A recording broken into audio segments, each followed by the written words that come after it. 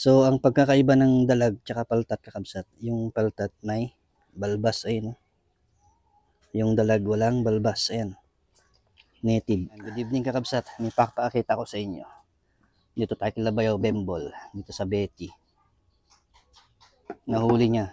Ito siya kakabsat. Oh, dati ni native na dalag, kinpaltat. So, ang pagkakaiba ng dalag tsaka paltat kakabsat, yung paltat may balbas, ayun. Yung dalag walang balbas, ayan. Native. Sige, Masin George. Yan ay luto natin Bayaw. Sabaw. Alsimam. Sige, Masin George. So, ito yung paltat kakabsat.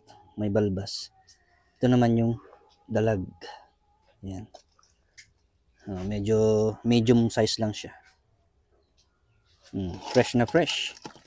Galing talaga maghuli ni Bayaw Bembol. Oh. So, masarap na luto yan kakabsat. Yung inasiman. Or ihaw mo. Lagay mo sa inabra or diningding. Solve na. Minsan sausaw mo ti bagoong kalamansi. Solve mo nun. Nadasili na. Ayan, takpan natin kakabsat. Baka tumalon. Makawala. Kainin ng mga pusa. Yan, lagay natin dito sa mas malalim. Okay, Masin George. Tapos ni daaba ni Bayaw Bembol kakabsat. Ay mas may kabili dalag kin paltat niyo. Nalabaga kin green. Sabi ni Bayaw matamis daw to. Manamis namis.